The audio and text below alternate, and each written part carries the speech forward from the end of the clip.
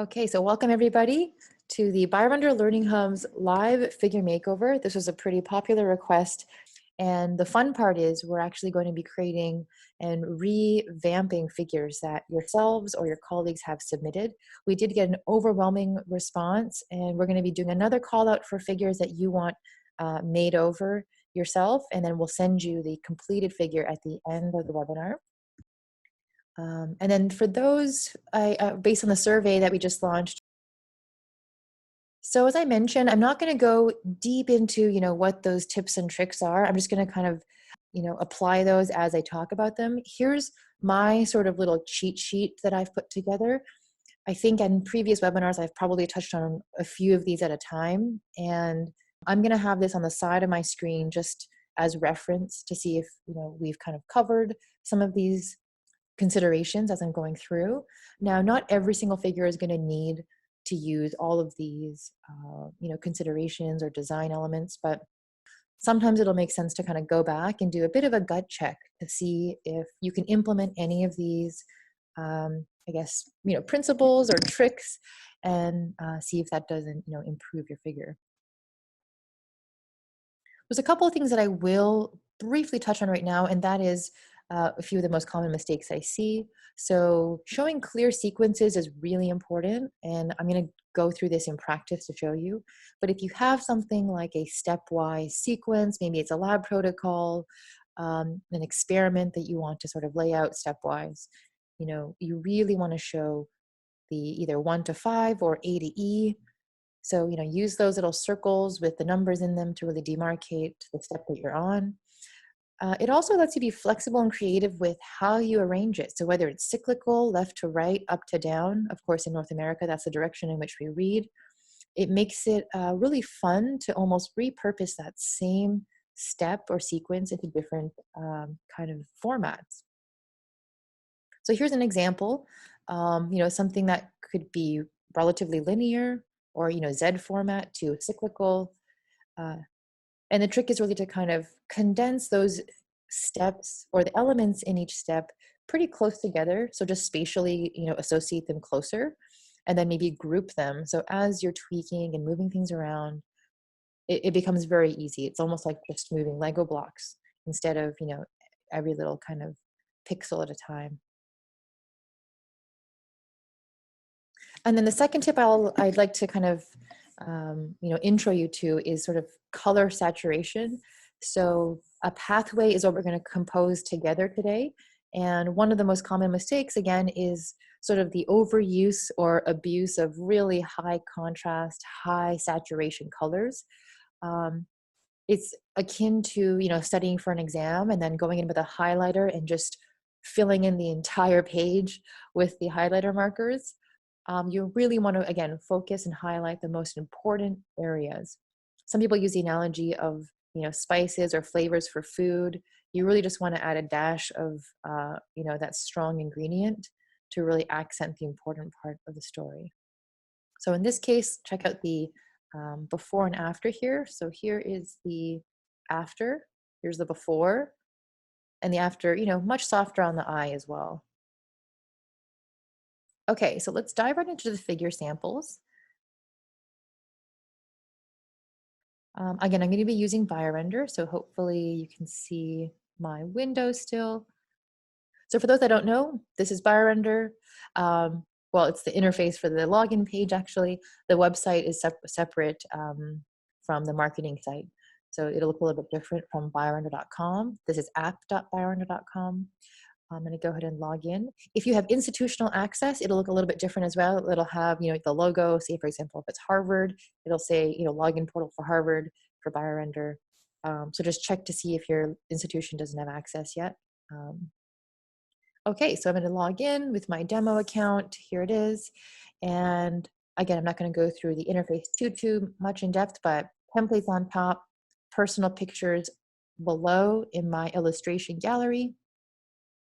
And I'm going to navigate to the YouTube live submissions. And this is the first figure that I'd like to start with. And so this was a really beautiful figure submitted by, got my little notes here, Dr. Anna Grote-Carmona from the University of Washington. She's a PI at the University of Washington, and what she would like changed about the figure is that she worked with undergraduates, and her lab is generally their first intro to malaria and parasite biology. So she wants to make sure that this procedure is clearly outlined. So really interesting. I think we can definitely do a couple of things here to help you out. And can everyone see my screen, hopefully? I think we're good. Looks like we have some malaria enthusiasts here. Excellent. Okay, so let me go ahead and get started. So the first thing I like to do is look at a figure and just do a really quick gut check. What do I feel when I'm looking at this? I know it sounds kind of cheesy, but is it making me confused? Am I kind of understanding what the directionality of the information is? Is there too much color? Is there too little color? Am I having trouble deciphering things that are overlapping? There doesn't seem to be an issue here as far as contrast or overlap. In fact, maybe I'll just go ahead and do a really quick gut check of contrast. And you've seen me do this before, where we actually preview in grayscale. And that was up here under view and grayscale. And I'm going to see, did anything disappear? Did anything kind of, mesh into another thing? And it looks like we're pretty good. So no contrast issues there, which is pretty rare. I think in general, the flow is okay. I think I can read from the top left to the right, and then it kind of goes down and then to the left again. So that's probably something I'd fix is the general flow. And a couple of things, as I mentioned, that sort of chunking of steps, I think that's maybe where I'd start here. So first thing I do when I help out somebody with their figure is I actually just start from scratch. I'm just going to wipe everything clean off of this canvas. And then I'm going to go back, let's see here, to my notes. Actually, I have some of the outline here. This is the image description. So it's quite detailed and very helpful.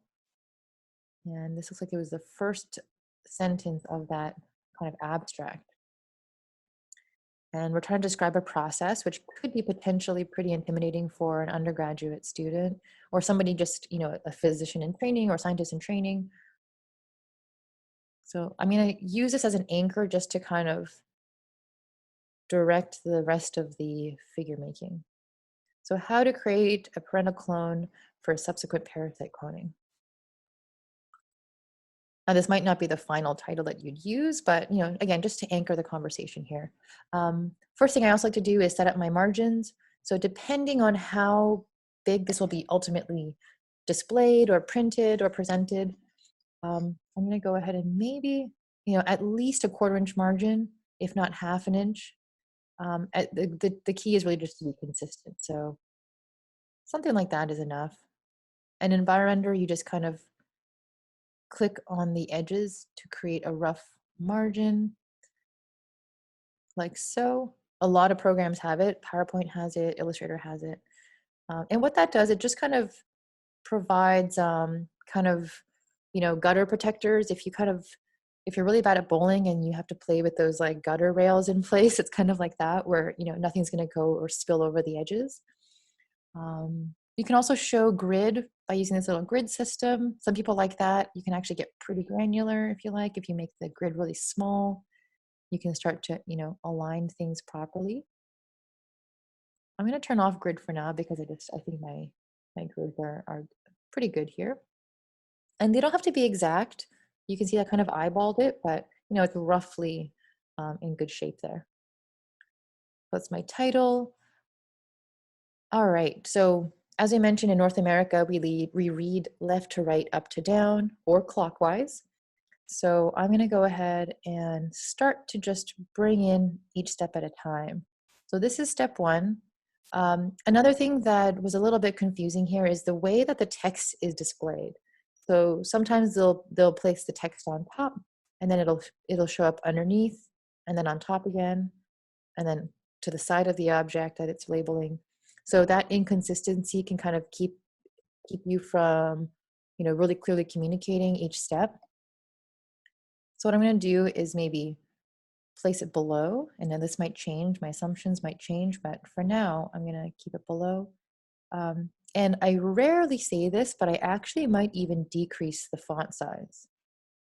So unless this is going to be presented in a PowerPoint, which it may be, and you can always change it later, I might even go with a size 13. And this is a vector-based app, so you can actually export ultimately to double the size, and that'll just, you know, stretch it all out to be bigger, but you won't actually see any fuzziness or pixelation because it is vector-based. In fact, if I zoom way in, you won't see a single pixel because unless you've imported a JPEG or a fuzzy image, everything that's available through BioRender is actually vector-based. So there's step one. Sorry if I'm moving around a lot. Step one, let's see, step two, ignoring arrows for now. Let's just block in the steps. And then step three, there we go. Now I did read ahead of time in detail the abstract. So I'm just gonna go through and kind of, assume that I maybe know a little bit about the procedure, but not comprehensive enough, obviously, if I was an expert. So if you see any mistakes, actually call them out, let me know. I'm noticing now that this is not really working because this composition actually demands a very longitudinal, I guess, arrangement. So I could move this up and maybe throw this text underneath, but now this is kind of poking out through my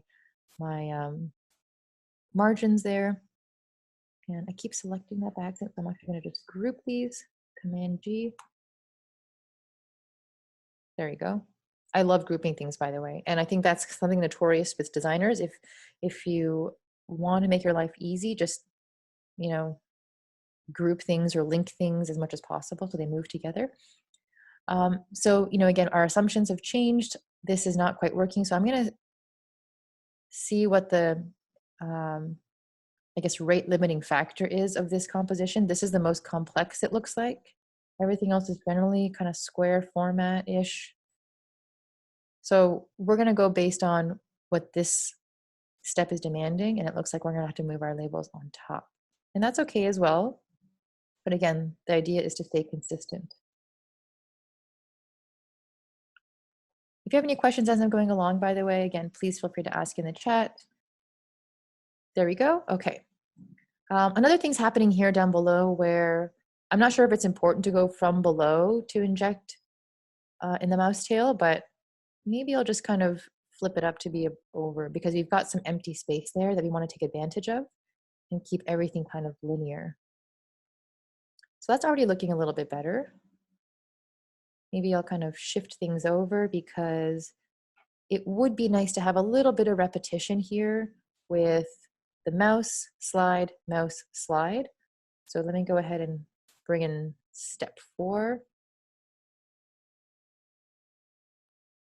There we go. And now because I've got these margins, I am allowed to go right up to the edge. It's going to give me permission to do so because I put those there, again, as guidelines.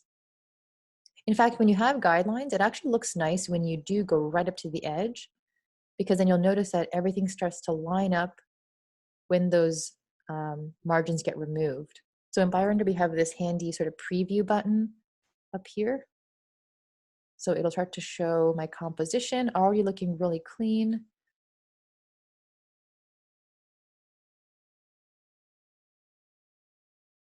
Okay. And I think one of my colleagues brought up a really good point. I am moving pretty quickly on my keyboard here, but we have this handy sort of keyboard shortcut, which is your own personal little cheat sheet for, how to do things very quickly in BioRender. It's pretty, canonical. So Command X or Command C for cut and copy, and paste is Command V. So go ahead and use that if you want some really quick access and start to get really fast in the program. So 1, 2, 3, 4. Now we've run out of space to keep going. So, what do we do there? There's a couple of things.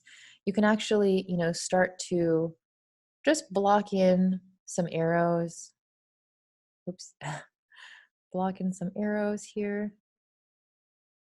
And I'm hitting Alt oh, sorry, Option, I guess it's Alt for Windows, Option drag. So if you see that I'm doing something and then all of a sudden it duplicates, it's because I'm clicking Option and dragging. I also like to use this kind of faded line. Sometimes it just adds a little bit of professional touch. Okay, so we're still blocking in at this point. I'm not going to go in and sort of pixel push, even though I'm really tempted to. I've got a couple more things here. It looks like we didn't catch this right away, but there's kind of a fork in the road, and sometimes pathways that kind of have this branching formation where, you know, there's an if-then sort of a process or decision-making process or, you know, variables. It's a good opportunity to show maybe a branching system in the process. So if I were to just take a pencil and draw it out, it would have looked like this. And then there's like this branch, if you guys can see that. Does that make sense? I think you're all getting it, so I'm not going to draw the other tail, but it would come down here. So in that case, we have to kind of make a decision on what to branch. Like, is ultimately the point to show both as an end result, or is one more of an appendage of the entire process? And looking ahead a little bit, I did some reading, and it looks like the freeze down or making that parental culture is a bit of a side note or a byproduct or of a, you know, to save for later kind of thing. But ultimately, I think kind of sequencing using PCR, that is kind of the final step and important step that you, at least I believe that they wanted to highlight. So what I'm going to do is actually use this sort of horizontal format, and then maybe even use something like a curved arrow, one of these lines. I like this kind of curvy line to lead the eye to the next row. You don't have to use this, but this is kind of a really explicit way to say, okay, look here. I'm gonna add an arrow to that end. This is one of those fancy, like, you know, wavy lines.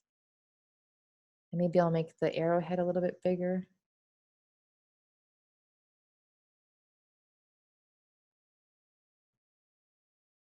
And so you can make it larger and smaller. So if you really want to make it obvious to say, okay, now look down, you could do that. So let's use that for now.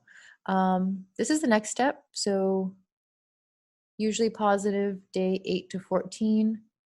I'll just put that there for now. I feel like I'm missing some sort of graphic here because everything else has some nice symbols associated with it. So maybe I would add in, you know, a little picture to go with it. But for now, let's just, you know, leave it there. I'll even shorten this so it's in the middle. Oops. Shorten this so it's in the middle of the word. There we go. And then next is this poor little mouse as the next step here. And again, I'd be careful with the direction at which you're pointing this. I think it's important because it looks like cardiac puncture, so you want to access the heart, but it's kind of covering up the face a little bit. The angle is just kind of, you know, not sort of dynamic enough to show that it's going in. So maybe I'll point it this way a little bit more. I wonder if this will look weird if I point it this way. Yeah, that might be inaccurate. So just play around with sort of the angles. But I think that's good for now. And then we'll leave a little bit of space here for the description. And then it looks like the next stage, or the important stage, is the isolating the genomic DNA. So I'm going to go ahead and throw that in. And again, as much as possible, try to make sure that, you know, you're keeping the text and the pictures aligned in the same row.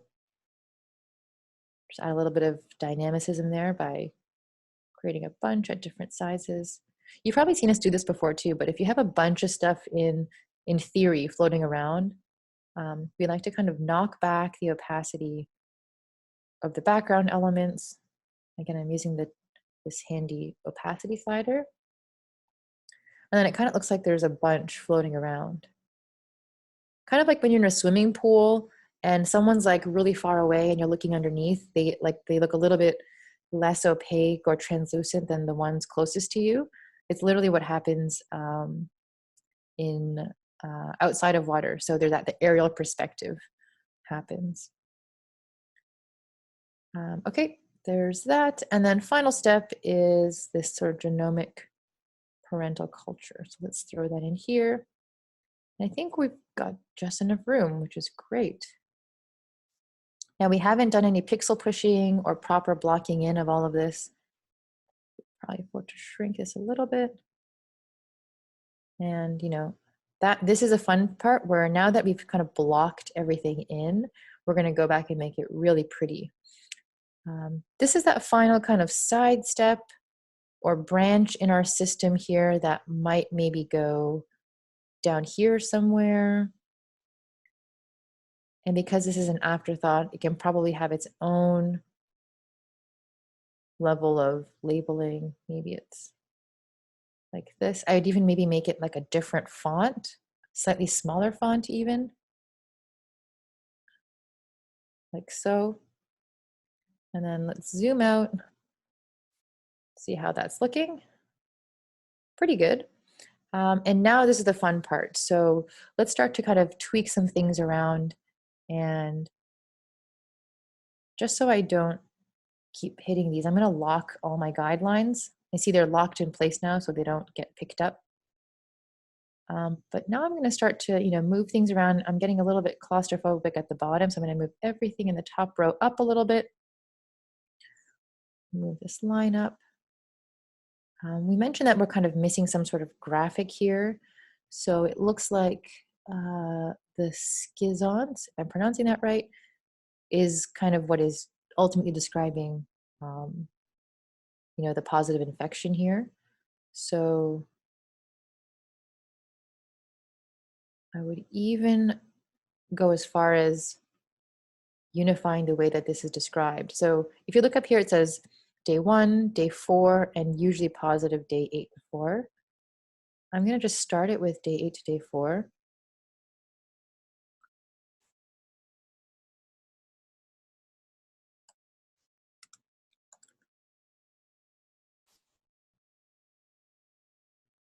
It's a little more clear. So at first glance, you kind of know exactly what it is that they're talking about. And then maybe I'll even use this. I think we have a schizont.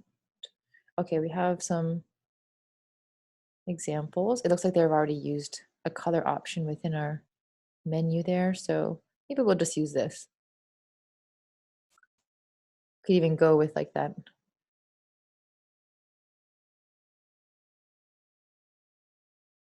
Something like this. Just to, keep it interesting and consistent. Move this over a little bit.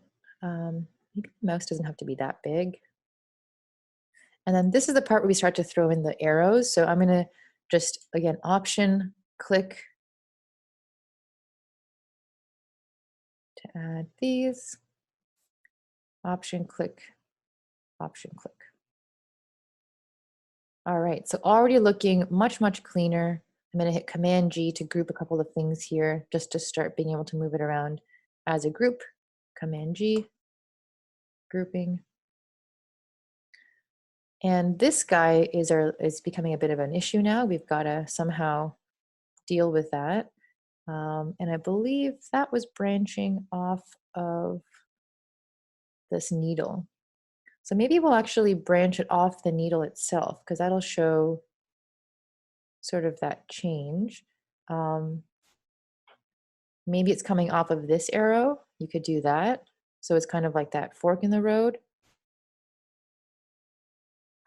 Or it can come off of this actual graphic. That would be kind of cool too. It might make more sense though to do it on the arrow here.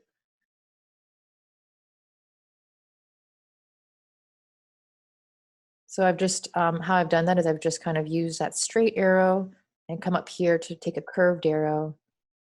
I guess I could have used this faded curved arrow to really make it unified. So I'll do that. And I'll zoom in here so you can see what I did. Attach these two, and then which node is it? This one. You can kind of make a cool curve.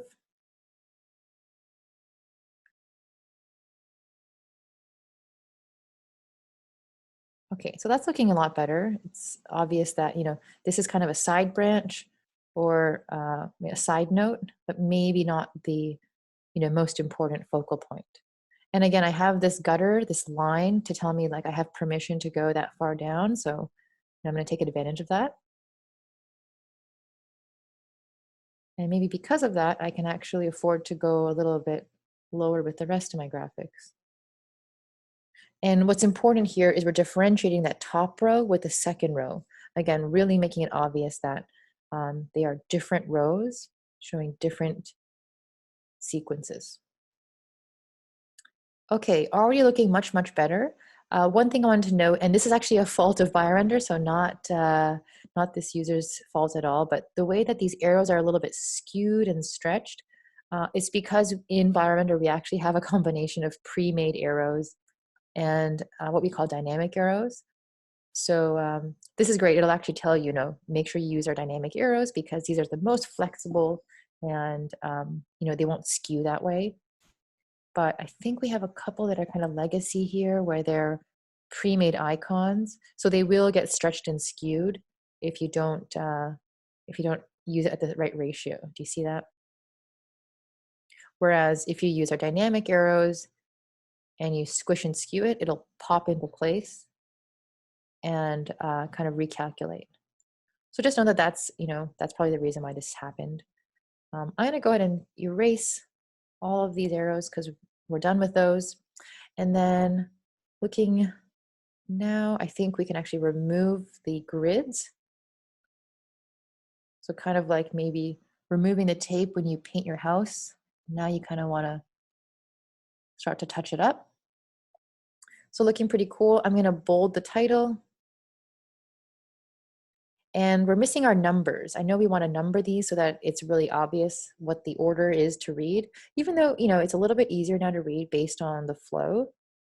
I'm going to go to this trusty little text and shape that we have, and then hold down the shift to make a perfect circle, and then zoom in again. Sorry, I keep zooming in and out. I hope it's not making you dizzy. And double click, which will bring up a little text box. So if you didn't see that, I just drew a circle and then I double clicked into the circle and this sort of like mouse cursor appeared. So you could theoretically type anything you wanted. But I just need the number 1. So I'm just going to shift, make a circle. I find the circles the best as far as, just kind of being consistent again, really leading the eye from step 1 to, I guess, 7 or 8 we've got here. And then again, really quick and dirty, place it in each step. And don't get pixel perfect again if you're introducing new design elements because your assumptions might change. So don't waste your time trying to get it perfect because there's always going to be that outlier that's going to change things up a bit, and you'll have to go back to the beginning and change it all around. Now I think this one might not warrant its own step or number, but I guess you could do 6A and 6B if you really want to do that. I'm just going to leave it like this for now. And I'm starting to see that maybe we should actually be left aligning. Let's try. It's really easy to kind of go back and forth. And this is kind of the fun part of design, is that it's a lot of trial and error. So if center align didn't work for our text, maybe we'll try left align. It's kind of looking a little bit neater. That also gives an opportunity to allow for the sort of text boxes to be on the left, like so. Hi, Shiz. Hey, Hi, this is Jerry.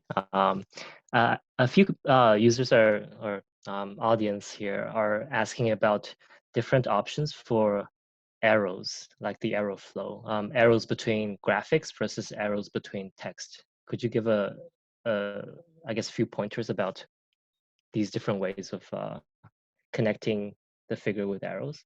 So in this case, yeah. you're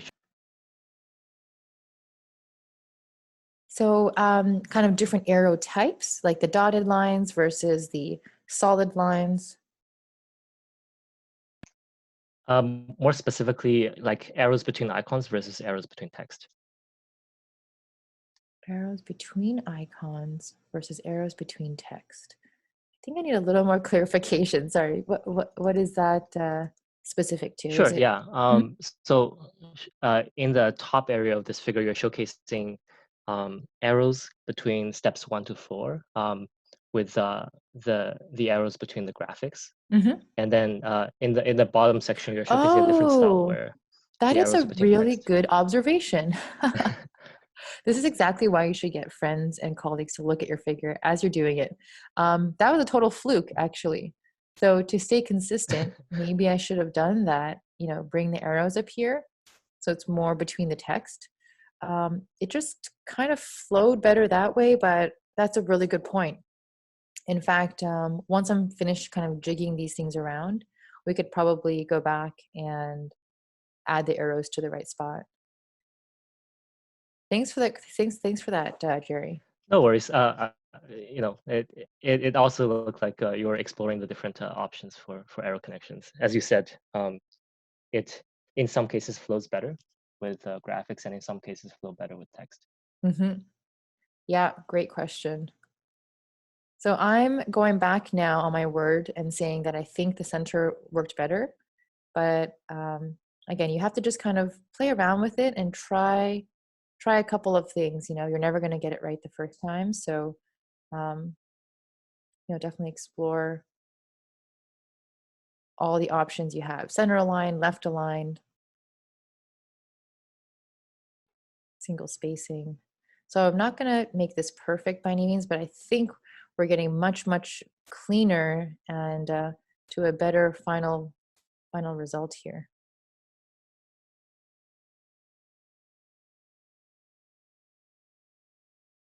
Okay, and we'll align these better. You're starting to notice that a lot of design is literally just by the end, kind of maneuvering and shifting things around like so. Another thing I like to do is start to mass select things and then go to align.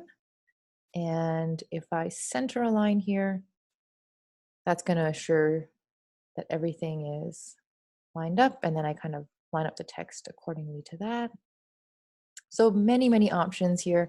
I think it's looking much, much better than the original. So why don't we go ahead and, oh, one final thing.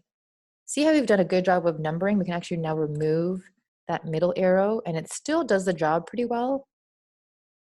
So you may not even need that middle arrow, but just for dramatic purposes, I'll leave that in. Um, I'm actually just going to take a quick screen grab. All right.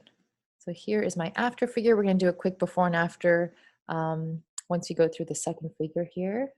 So maybe I was a little thorough with that, but I hope that was interesting and you kind of are able to apply some of those principles to your next figure. Another figure that was submitted that I thought was really interesting and perhaps will resonate with a lot of you is making really complex signaling pathways. This was a figure submitted generously by Dr. Slav Ninkovic. And the idea is that he was concerned, or they were concerned about the flow of the figure, if it makes sense, and how connected and easy it is to follow and interpret. So very, very interesting kind of pathway here. Many different dimensions happening. So I'm gonna do my best to speed through this in the next 10 minutes. Again, this will be available as a pre-recording so you can go back in your own pace. Um, so again, gut check, do I feel like I can follow the information pretty closely? Um, is there too much color? Is there too little color? Of course, first and foremost, I'm gonna hit preview and grayscale to see what that looks like. Let's knock out the color as a variable completely. And you can see here, we're getting quite a bit of disparate contrasting, I guess, elements. So very different levels, varying levels of degrees of value, really dark proteins, really light proteins, dark labels, white labels. That's, I think, creating a little bit of tension and friction in sort of that viewer's ability to comprehend or consume the information. There's also some dotted lines here happening, overlaid with these what look like inhibitor lines, but they're not really. It's more of like a here to here line. So that's a little bit confusing. There's this T cell that's obviously at a very different scale than this membrane arc. So a couple of things here that we can kind of clean up off the get-go. I think one thing I'd recommend is trying to stay consistent with, I guess, the type of protein or color you're choosing. So I'm going to go ahead and maybe delete this membrane. And in BioRender, you can actually select different types of proteins and shapes. They did a really good job of, ungroup. They did a really good job of picking a color relative to what's important in the story. So GRP78 sounds like it's the main event, but I'd probably use something more like this, where it's a light protein with a dark text on top. So right away, I'm going to go ahead and start to remove that really bright color. It's actually fine for the most part, but I think it just adds a little bit more consistency if you have the same contrast level for each type of protein. So I'm going to ungroup these, remove that. So I'd probably go through again here, and I'm to ungroup, I'm actually Shift Command G, or I think for PCs it would be Shift Option G or Shift Alt G. So already I think it's starting to look, a little bit more legible, like so. And then I'm going to make a couple of pretty drastic changes here. That's going to be very simple, but quite dramatic. So I'm going to add this to the front, like so. I think it was set up like that. Now I'm missing a membrane. I'm going to actually delete any kind of background color here. Okay, so we're starting with the white slate membrane. A really cool feature in BioRender is actually our membrane brushes, which is actually available on the free version of BioRender if you're interested to use it. But here is a membrane brush. It's denoted with this little brush icon. I could have used a brush icon that's sort of a pre-made brush that's flattened, but this is actually a really flexible tool where I'm going to grab this middle node and bend the sort of arc of that membrane. So if you really want full flexibility, you can actually use this for your image making. Now I'm probably not going to get the exact placement right here, but I'm going to send to the back. I think these guys need to be moved up a little bit now. So it's embedded. There we go. This one is like straddling both the microenvironment cell and the tumor cell, so there must be some reasoning there. Maybe it's showing up in both types of cells as well as this process. So maybe I'll even just push this to the middle here to show that it's actually happening in both places. I could be wrong, but I'm going to assume that that might be the case. This red line is really distracting. I don't think the point of the story is to really distinguish where these things are happening, but more so what signals are proliferative versus pro-apoptotic or apoptotic. So make this maybe a little bit thinner, a little bit less obvious, and maybe black, not sort of that bright red color, or maybe like a soft brown. That's pretty nice. And then this sort of pre-apoptotic, I'm gonna just align it with this proliferative signal, because might as well if you're kind of talking about the same variable. And then I'm gonna, brush them up closer together. So already lining up much nicer. Um, Again, I think the important part of the story here is that one part is sort of proliferative, one is pre-apoptotic. So maybe I'll use color as a variable to denote that. So depending on, what we consider as the good guy versus the bad guy, I might actually use a blue or a warmer color like a red to denote that. So I'm going to remove the border. And I think in this case, obviously tumor proliferation is a bad thing. So I might make that more of a reddish, more kind of invasive color, like a pink, but not that pink, just like subtle. And then a blue. So this is obviously, oh, and the nucleus should be maybe centered.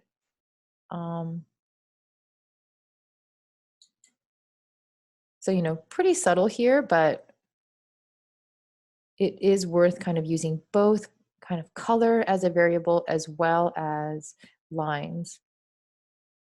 Maybe yellow is a bit better there.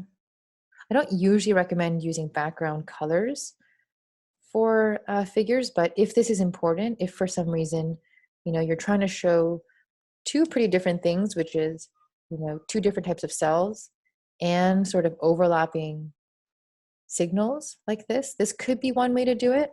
Again, there's no right or wrong way to do something, but this could be one way to kind of line up that information. Same thing's happening here with sort of the skewing of arrows. I think there's a combination being used of our pre-made and non-pre-made arrows. So that's kind of a fault of ours, so not of this person's at all. Definitely recommend using sort of our curved and pre-made arrows again. So I'd go back here and clean those up.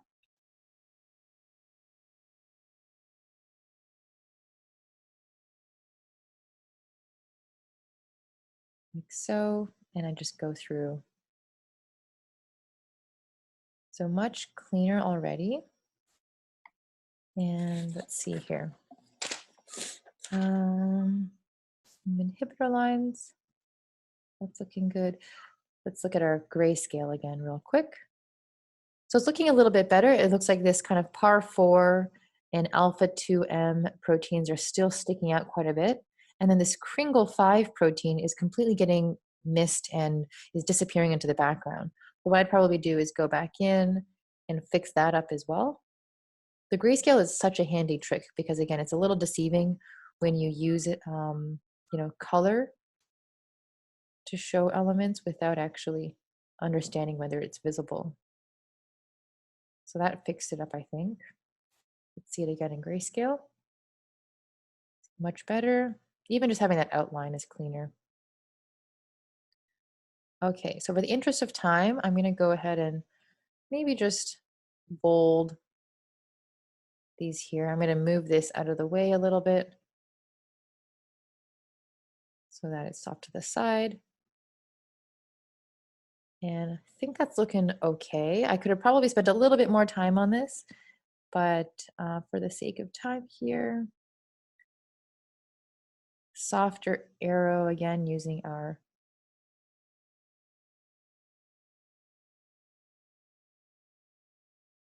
there we go. So these arrows aren't fixed, but imagine that they were. Hit preview. Just because I'm OCD, I'm going to fix this one too. And I love our arrows in BioRender because they're so flexible. And now these ones are sticking out like a sore thumb because they're not consistent with the rest. So you can see how important it is to stay consistent with your arrows. So I'm going to go ahead and preview that. It's looking good. I'm actually going to do a quick screen cap. This is going to be a very low resolution because I'm only screen capping here, but just for the sake of time. Okay, so let's take a quick look at these before and afters before we wrap up here. So here's the before image. Again, I think a little bit lost in sort of the clutter and the flow. And here's the after, much tighter sort of sequences. You know, each step is associated with its own label, its own picture, its own arrow. And in some cases, as you pointed out, the arrows are pointing at the words versus the pictures. I'd probably spend a couple more minutes tweaking it, but you know, for the most part, much, much cleaner, I think. So again, the before and after. And then looking at the sort of sequence here, a lot of overlapping text. The color contrast is a little bit stark. Let's see if we'll clean it up a little bit. So I think I would have spent a little more time on the arrows, but I think overall it's starting to kind of come together much cleaner. If I had a couple more minutes, I probably would have spent it fixing up the arrows and the color contrast on some of these. But this was a complicated one because again, we were kind of fighting with two different dimensions of processes, antagonistic processes, as well as two different types of cells. So those are always a bit trickier. All right. So I think that concludes our webinar. I can't believe how fast an hour flew by. I hope that was helpful for you and that you learned a couple of things on how to improve your next figure. For those that have never tried BioRender, you can go ahead and sign up for your free account at biorender.com. And as usual, we actually have our Wednesday BioRender 101 webinars as well, where we actually will go into the nitty gritty of the BioRender tools. I kind of sped through them today, so I hope it wasn't too difficult to follow with all my keyboard shortcuts, but we will go through every Wednesday on how to use BioRender specifically to accomplish a lot of these design principles. Great. Thanks so much, everyone, for joining, and thanks for our team at BioRender for helping out today.